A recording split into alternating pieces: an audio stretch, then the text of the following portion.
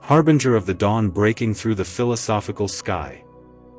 Or Foreshadowing the dawn breaking in the philosophical sky.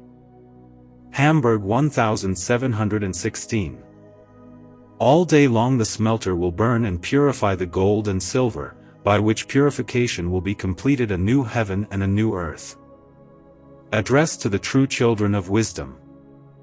Well done, you children up, you who walk in the light, and love true wisdom, realize what you are doing here. You researchers of nature and true originators, whom God has created, arise, prepare yourselves. Come, look at the view that wisdom grants you. Do not look at the ray, scars you can see. The wonder of nature, where wisdom belongs. If you want to recognize it, notice what you are taught. At first you must consider with the utmost diligence what is imperishable, then direct your senses to that which brings all things to beautiful growth and brings from the center to the circumference. For this power is great and full of marvelous works, a living fire and the strongest strength which destroys all power, a light full of clarity, that breaks through the darkness with all forces. But what this thing with a frame may be called, I will show you the same in these writings. Remember, it is in a word the fiery Mecca, who drove out into freedom in the work of creation. He opens and breaks, he kills, he makes alive, it binds, overcomes, makes fleeting and permanent, transforms what he meets according to its quality, and gives each thing its allotted power. In this spirit of fire lies hidden all power by which the dead body is fully awakened. The first man also received form from it, and stood very highly adorned with a multitude of colors. This is the lump from which the first being also took its beginning, and still nothing can recover, unless the ground is swept out, otherwise it remains eternally as dead earth. So now this thing lies alone in its things, from which, as our wise men find the heavenly nature and high spirituality, and in such measure eternity is made of time. What the great world now lays clearly before our eyes and is hidden in the earth's bedrock has every fine part of it in itself, but the small world is also about you and me. Then this surpasses the realms of this earth, no other thing can be compared to it. God himself places in this heavenly pledge the eternal light known to few.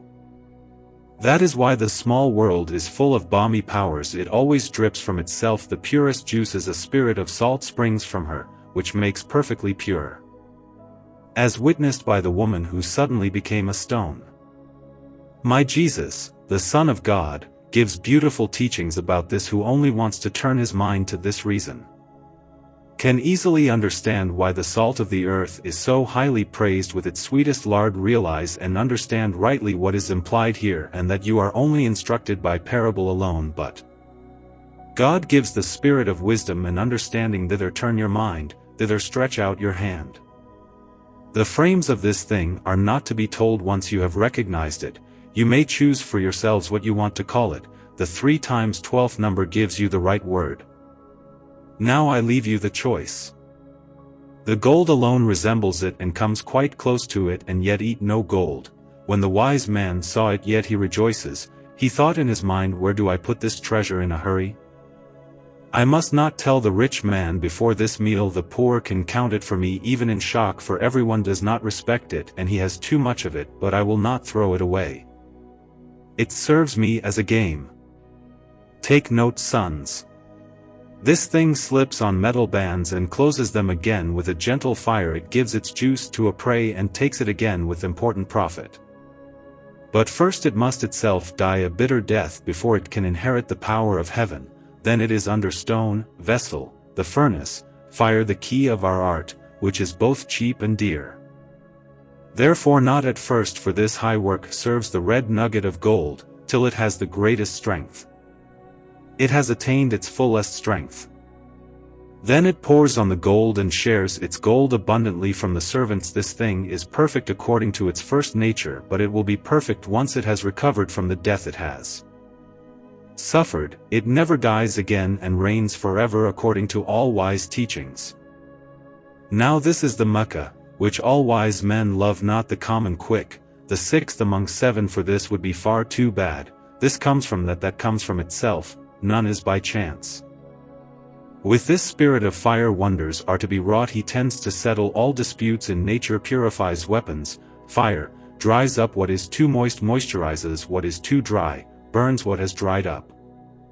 To summarize, its power cannot be fathomed at all and is a strange thing that few can find, whether it is known to all alike. It is mostly pleasant and yet it often makes many uncomfortable. Nothing can stand before it. It devours what it creates and presents alive what tends to death. It is like the eagle, it descends from the sky and skywards again from its deep grave. This is the only thing that men strive for, the tool of nature, so all things live and remains eternally the true ground of wisdom. The Most High be praised for it every hour. In the name of God. 1. Just as at the present time the sun of heaven, imparting its natural and powerful warmth, brings forth its new creatures in this great universe, but always works and acts through the growing power planted in it by God the Almighty Creator, not only to preserve all and everything, but also to promote their reproduction and births. Thus the earthly sun, the gold, cannot transcend the goal once set for it, but remains once and for all in the nature and state in which it was placed by nature, and also produces in and for itself its other gold, no matter how long it lies in the smoke of the earth. So it is even less capable of increasing other imperfect metals and making them equal to it, while it possesses for itself no more than what it needs for its own majesty. 2. Note this, ye naturalists, and consider it well, for here lies a great secret which the Book of Divine Truth gives us to understand as it were under a riddle, when it says, "The sun shall shine 7 times brighter, and the moon like the sun." 3. For if gold is to do and work more, it must necessarily be 7 times stronger, and be placed in a superperfect state, that is, it must first be colored or tinged to superperfection itself before it becomes capable of communicating anything to others. Then the wise man rightly said, "Gold tinges nothing, it is then first tinged." 4. For just as the divine word clearly indicates that if one day this whole world structure is to be glorified, the sun will shine 7 times brighter, so also the wise say that gold, before it is able to do anything glorious, must first be glorified itself among its brethren. Then the moon will shine like the sun and the stars like the moon, that is, the base metals will be transformed into gold and silver, to the glory of God and the preservation of His poor believers. 5. Is there one among mortals in whose heart there is but a little spark of wisdom glows in his heart, who does not seek this incomparable treasure with the greatest desire to be its master? The cruelly raging war has indeed obscured the great splendor of this science all too much, and how forgotten that the possessors of such a secret, as terrified and fearful, have lost themselves. Even that not the slightest word is heard of it, and seem, as if they had even abandoned Europe, which had almost lost its freedom. Because now everyone thirsts for human blood so as not to chase honor as well as gold, but despises, even scorns, and tramples underfoot the precious lion's blood of nature, which is the life of all creatures, so indulgent is the money-sucking world. But I am confidently hopeful that when God will control the warfare that corrupts land and people, and yet is loved by high and low, and give noble peace, that this whiteness will begin to green again and shine as the dawn. 6. Yes, there is no doubt that many will make ghouls of your sister, curse her practiced folly, and look at this wisdom with frozen eyes and say, "Fie, this shame, that we have so shamefully missed the path of this wisdom." In the meantime, it cannot be denied that the above-mentioned theorem of the wise, namely, that gold does not tingire, it will tingire first. Whoever now intends to attain this secret cannot possibly proceed in any other way than to consider and endeavor not only to purify the naturally common gold, but also to tingerize or color it so highly that it becomes 7 times more beautiful, redder and stronger, after the likeness of the heavenly sun, which will also shine more brightly. 8. The seventh number has a great mystery in it. For gold, when it has been colored 7 times, attains plus perfection, and becomes capable of raising other imperfect metallic bodies and transforming them into gold. Indeed, when this work is repeated 7 times, then, through these 3 great revolutions, it has reached the 21st number, which is called perfect. Here some wise men ask that our tincture is made in 7, in 21 and in 42 days, yes, some have even reached the 63rd number, that is, the 7th and 9th together. 9. As often as the common purified gold is tingerized or color, so often does it decrease in strength and youth, so that it can be multiplied infinitely, both in weight and quality. 10. And it is to be known that kind nature has done us an exceedingly great favor in this work, and has already perfected the gold for our work to such an extent that we may continue where she left off, and follow her instructions, for she calls out without stopping, follow me, I follow you. Just as it is then also impossible to proceed in any other way than nature herself has done, and still does every day. 11. But now nature has reached her goal in the perfection of gold, but to go further, and to make gold plus perfect, is not in her power.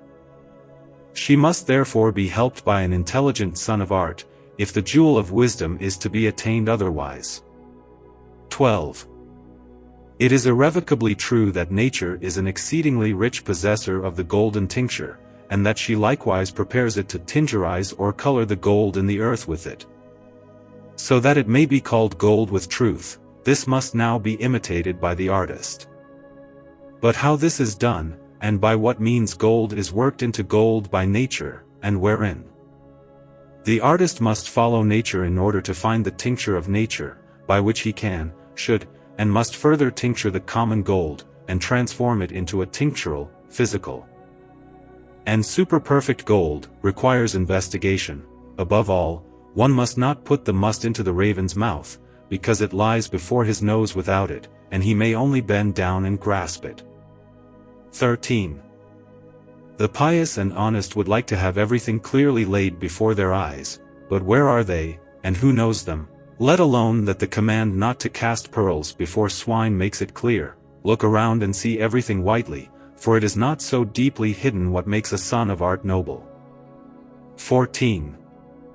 Behold, all nature, heaven and earth, cannot but reach more than perfection, that they 7 times more beautiful, more lovely, more powerful and more glorious, unless they attain the 7th number in their course. Then the 6,000 years of the world's creation will be completed, the 1,000 will begin, and the Sabbath will take place, when all will appear 7 times more glorious, more powerful and more beautiful than it is, which can only be recognized by the fact that the sun is 7 times brighter, the moon like the sun, but the stars without the moon. But the stars will undoubtedly shine like the moon, and in the same way the common gold in our work must ascend 7 gradations, become more and more perfect and finally plus perfect. 15. But how is this to be done, and how is it to be done? Or how is the work to be done? Notice. When nature gives birth to gold in the belly of the earth, she does so by means of the very subtle tincture hidden within her, and tingitis's with one part of it, 24 parts. Nature cannot and is not able to go higher, therefore she calls out, as it were, to the artist, help me.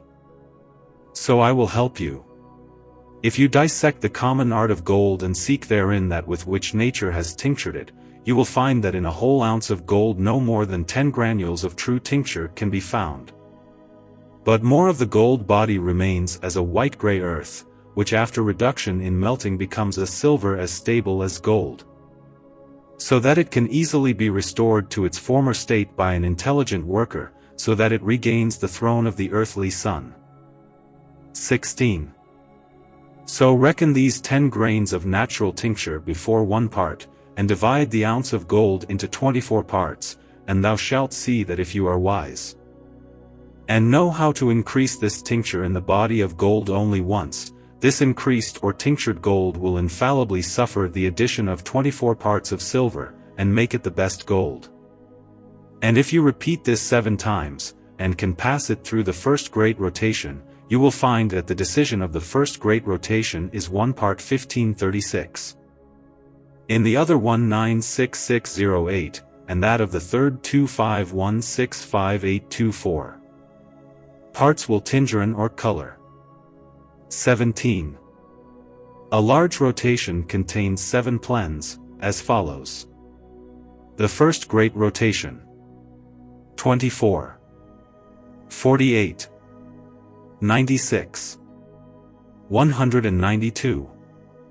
384. 768. 1536. The other large rotation. 3072. 6144. 12288. 24576. 49152. 98304. 196,608. The third major rotation. 393,216. 786,432. 1572864. 314578. 6291456. 125829112. 25165824.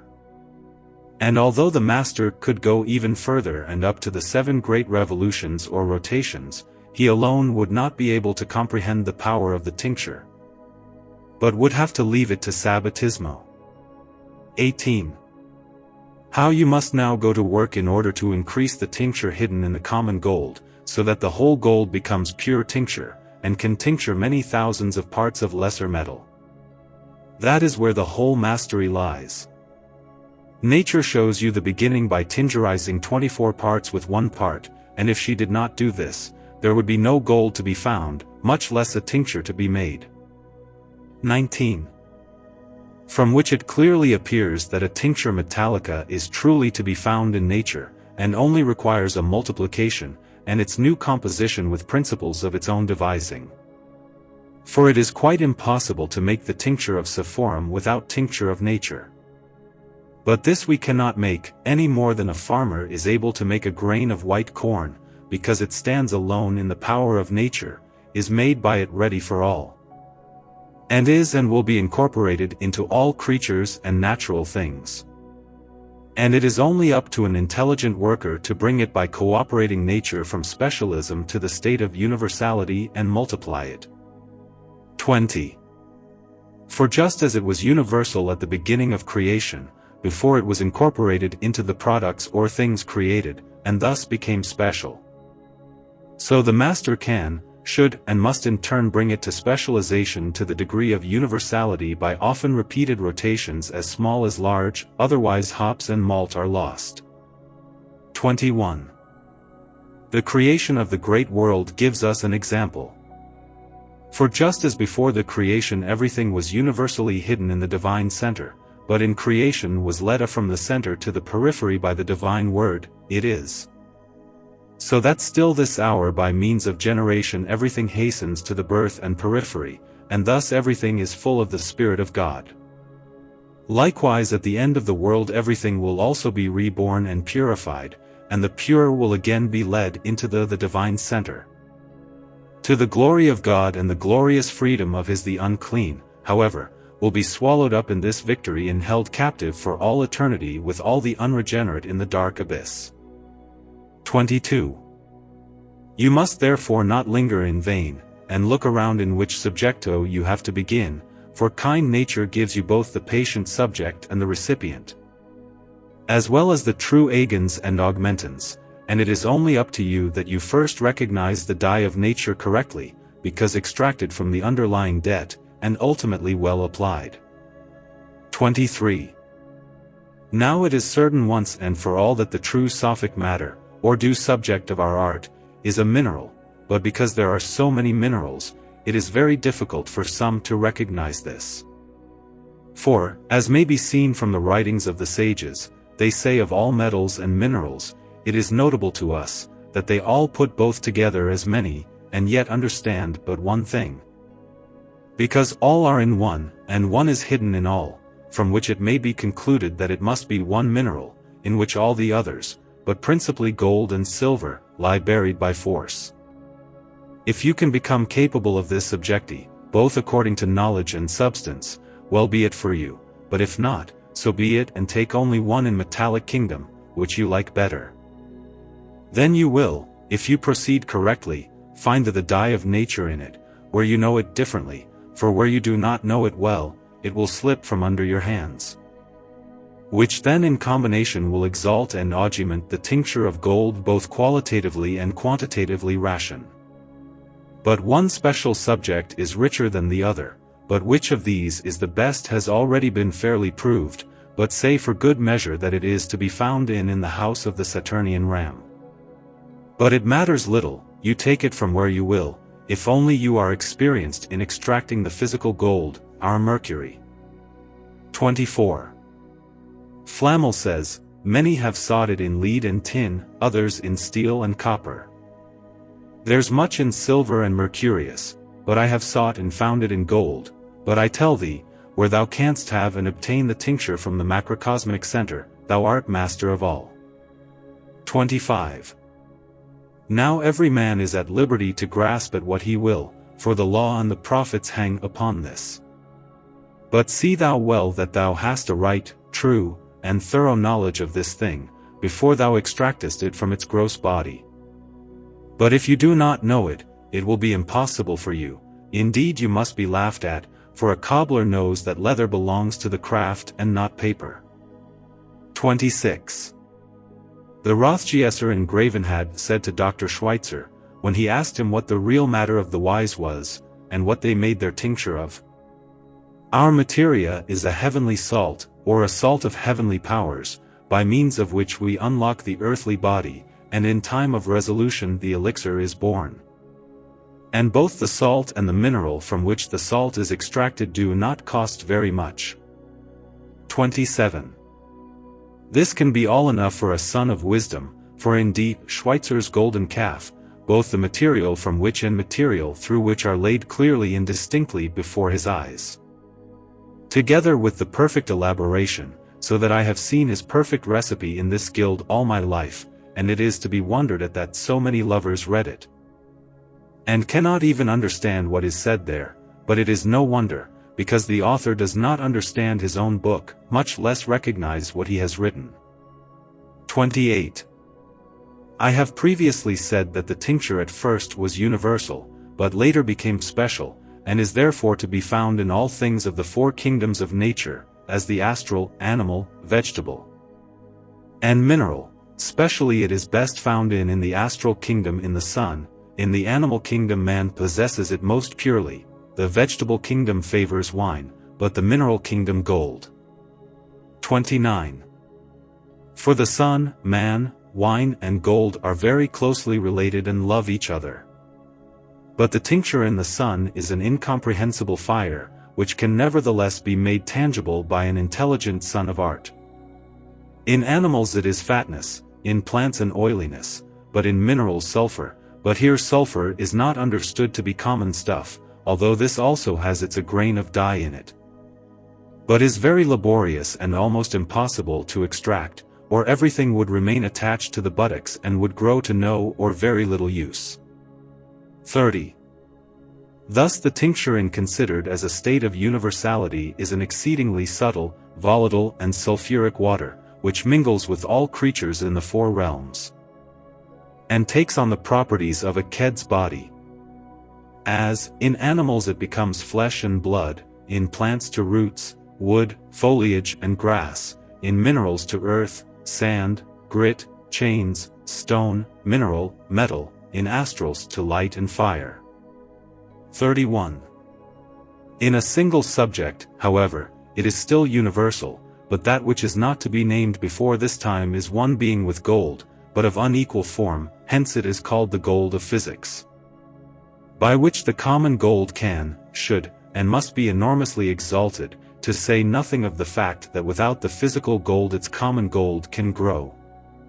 Of which there would be a great deal to refer, if it would suffer equity to present the shameful nature thus denuded.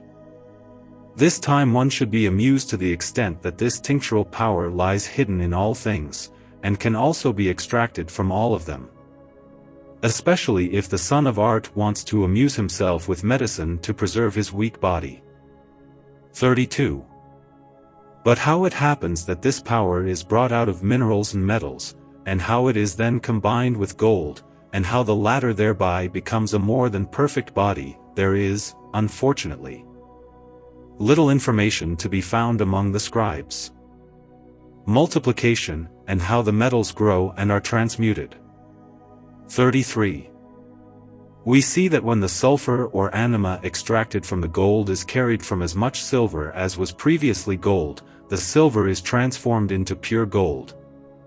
But this cannot be practiced with so great an excess, but it is enough that this sulfur solari again takes a corpus in luna. Now if you can find that thing which multiplies or augments the sulfur or the soul of the sun, you have truly that which the wise keep so much hidden. But nevertheless the wise say that it must happen in and with the gold. For he who has a little solar sulfur has also a little tincture, and to make this in quantitate consists in nothing else than its multiplication. 34. For this purpose, however, one must seek such a moisture that does not dissolve the gold with noise, but dissolves in the solvent like ice in warm water. And a wise man says that such moisture is drawn from the rays of the sun and the moon in a miraculous way, by an intelligent master craftsman. But this rarefied water is a matter against the light, a form against the creatus or eliminatus, but in itself a astral substance, and a tincture of all natural things. 35. Now how this water can be made tangible as a celestial matter in earthly form, for it is visible before, is again a great mystery, something one senses when one tracks the corpora with it. That they become as heavy as they were before, which is well worth considering. 36. Note here, if the fire were not so manifold, little or nothing would be known of the tincture. Therefore, as many different degrees are now found of the fire, so manifold is the tincture, but all from one, which his man can pronounce or name. And he who knows and knows it, can teach it to no one. Even if the master has done it often, thought it over and thought it through, he still always finds something new to be lacking, then it begins without end, and ends without beginning. Therefore no one can give the disciple the understanding, but the latter shows himself according to the gift and will of God in many ways. 37. For if we want to grasp this tinctural being of power at its base, it is itself the talent and foundation. If we judge from it, it makes the judgment itself. If we think and reason from it, it becomes nothing but senses and thoughts, we argue from it. If we become impatient that we cannot have it as we would like, it laughs at us, for it is able to teach the highest to the lowest. If we do not respect it at all, it makes itself, so that those who are not worthy of it can do violence to it. The working process want to rule it against all thanks and force it into process, and think they are masters of it, but they are truly the most troublesome drops under the whole heaven. 38. But God has created a thing which is also in gold, which is esteemed less than gold, namely red earth, and that is the tincture. But how do you get this tinctural power earth? Answer: gold must become non-gold, life must be killed, fire must become water, water must become earth through fire into air. 39. For as the fire becomes water, so also the water becomes earth, and the tincture becomes free from its bonds. And it cannot be otherwise, but the gold must pass through the tincture celebration so many times, until it comes even out of its kind, and is brought into a stony, red, transparent, fiery, spiritual earth, which changes all bodies, and that is the song of the end. Moreover, Gutman says in the Revelation of Divine Majesty that the common gold is full of light and darkness, and that if one could separate the light from the darkness or from the opposite, and teach the inner light and sound of the gold outwards, so that the darkness disappears, and the whole gold becomes a red crystalline spiritual body, then one has achieved the masterpiece. 41. For the red gold is a deaf, dull, tasteless salt, and serves for nothing but for the action in which it is, as it were, trodden down and crushed. But when, as thought, it is reversed, and made into a spiritual red, savory salt, then one has something new, namely a sulfuric salt, which penetrates, regenerates and transforms everything. It cannot be given more clearly, one would then even want to break the seal of wisdom. 42. In conclusion, I will repeat once more what has been said so far. The wise all right and cry, gold does not die unless it is first dyed. So now it appears from this that gold is the only recipients, which, in order to obtain the true tincture, should and must be tingeret. 43. But the question is, with what should the gold be tinctured, so that it may be used for more than perfection? Come, for it is made perfect before by the tincture of nature, and afterwards tinge the ignoble bodies? Answer: the tincture with which nature tinges gold is beyond all doubt an exceedingly pure, subtle, spiritual, fixed and incombustible sulfur, by the power of which gold was born in the belly of the earth. If, then, the gold is to be tinged still more and higher, so that it may attain the highest and most perfect degree, and become wholly and entirely a tincture, it must necessarily follow that it can be done by any other means than by that very tinctural sulfur, which it receives and possesses from nature as a sign of its perfection. For nothing foreign should and must be added to it, so that what the sages so often repeat and command may become true, namely that gold must first be tinged if it is to be tinctured. 44. But, sayest thou, where shall I get this tinctural sulfur to tint the gold? Answer: in gold you will find the noblest, best, purest, most stable and most incombustible principles, and consequently a most delicious tinctural sulfur, in which the solar tincture is present. Where Flamel also sought and found it. But whether this sulfur can be infallibly obtained from gold, the cost is so great that a poor man would have to wait for it forever.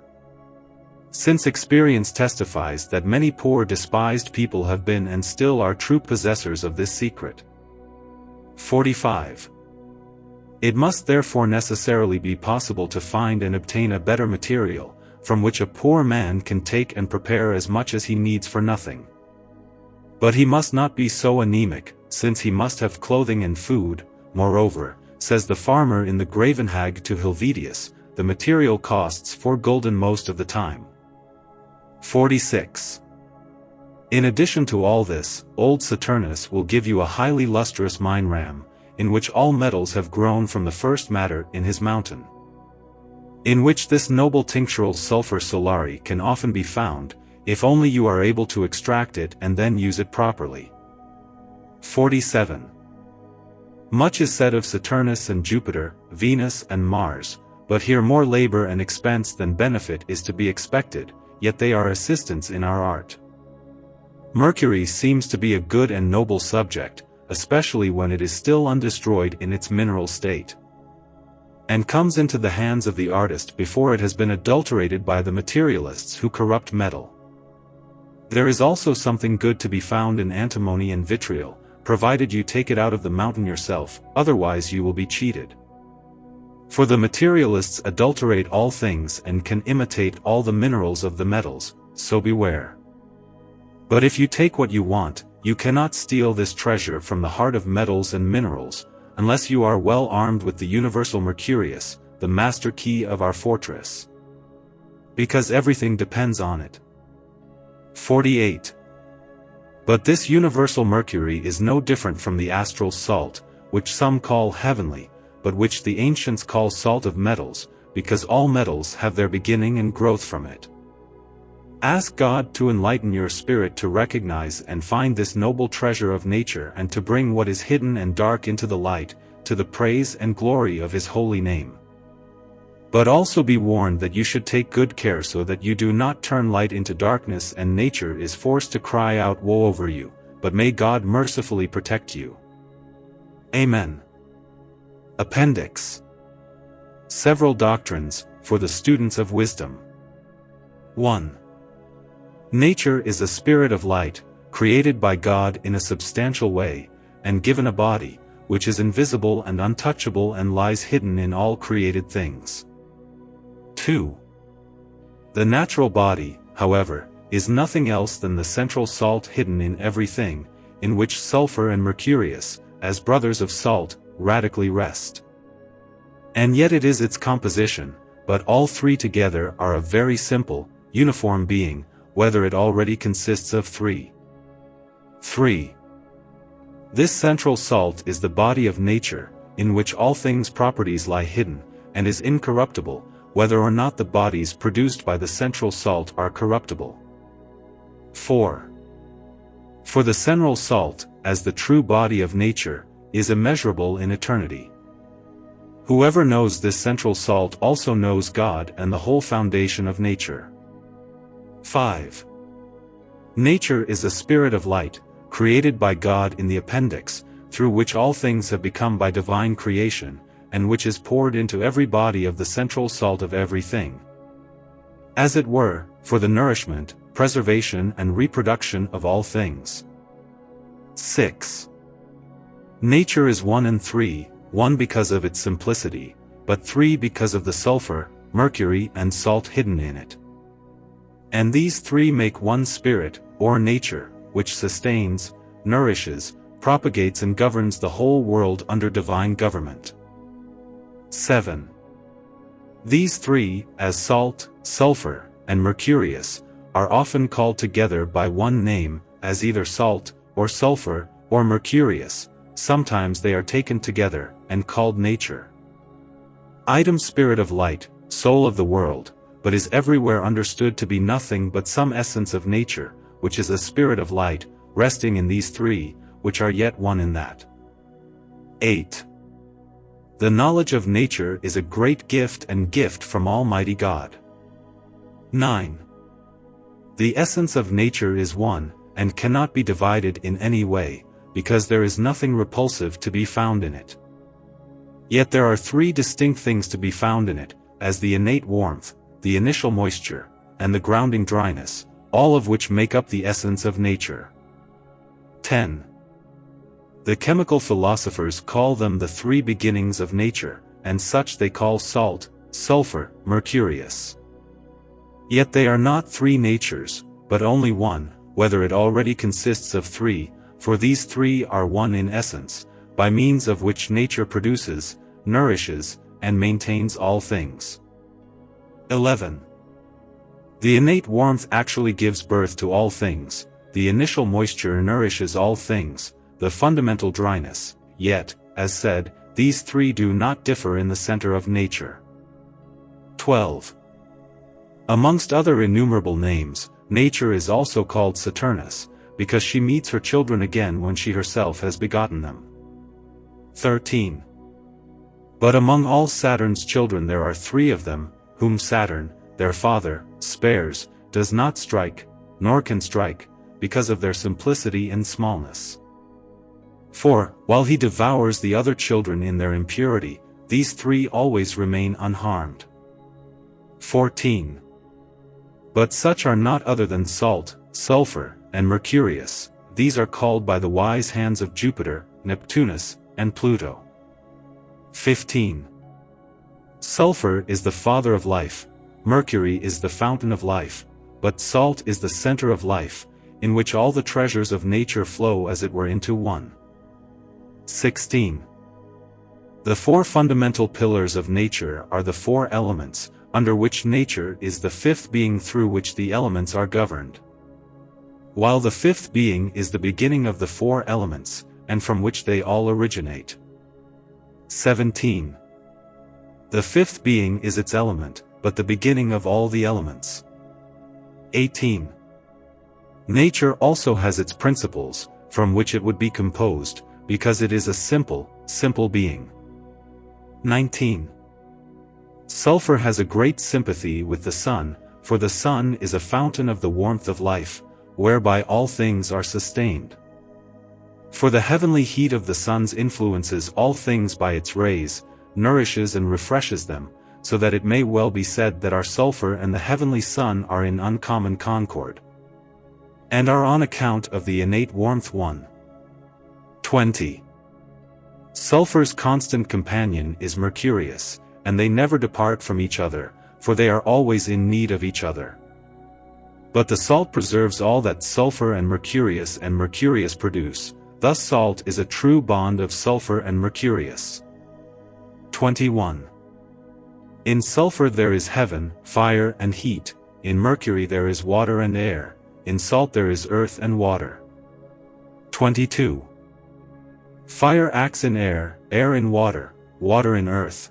When fire and water act together, sulfur is produced. When air and water act in each other, Mercurius is produced. Water and earth produce salt. And because earth has its other element, it remains the receptacle of the other elements. 23. But if a master were so skillful that he could purify the earth so that it would become pure fire with the fire, he would have the fourth principle, which is called tincture, which is pure fire, i.e., which is free from all impurities and is respected before heaven. 24. Thus there is one nature, but three principles and four elements. 25. No principle alone is able to give birth to anything, but all three together produce things. 26. From these three principles the chaos or salvation came into being in the beginning, in which the power and essence of all things were disorderly mixed, from which God separated the elements in which the tria principia, as the seeds of all things, lie hidden. 27. Sulfur, as innate warmth of all things, is an immeasurable, fiery, juicy, greasy essence, of celestial, fiery, airy quality, primordial from pure astral celestial seeds, and elemental limbo, comprehending in itself all things forms, and lies hidden in the center of every creature. 28. This sulfur is the central sun of all creatures. It is the green lion, or green, even greening sulfur. Blessed is the greenness of nature, for it comprehends and holds within itself all the vigor and powers of nature.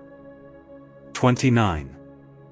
Sulfur is celestial, spiritual, subtle, penetrating, all-pervading, and common to all four kingdoms. All art lies in this sulfur's realization, preparation and application. The spagyrics call it heaven, because it is the first and highest power of all things, which alone comes from heaven. 31. And if the heavens were created first, and raised on high, but the sulfur is the father of all effects, it follows that the heavens were also produced by the power of the sulfur. 32. For here it is not asked in vain, the sulfur is of heavenly sex, whether it already takes its beginning out of elementary limbo. 33. For the body of the sulfur is indeed elementary, but the forms are celestial, and thus nature comes together in one body as celestial as elementary. 34. And it remains indisputably true that the sulfur is not only celestial alone, as some would have it, but also elemental, and neither an accidental after quality, but a fountain from which all things of essence and life spring. 35. The Mercurius of the wise is the incorruptible root of the moisture of all things, arising from celestial and elemental spirit, and four elements for the nourishment and preservation of the native heat, sulfur. 36. Mercurius or moist radical was created merely to nourish the native heat or sulfur, and therefore it is so firmly connected with the sulfur that it can never be separated from it, but must be and remain a permanent food of the sulfur. 37. And just as the sulfur keeps the mercury resolved for its perpetual preservation, so also the mercury keeps the sulfur with it incessantly for its strength, which must also be understood of the salt. 38. For here no master of the art can boast that he knows how to distinguish and separate the tria principia from each other in such a way that one should or could say of each in particular that this is sulfur, that is mercurius, that is salt, for they are bound together with an indissoluble knot, and can never be separated. 39. This mercurius comprehends in itself the forces of all nature, indeed, nature itself. 40. The salt of nature is a key, without which nothing in nature can be done or accomplished, to say nothing of the fact that nature as nature could not exist without it. 41.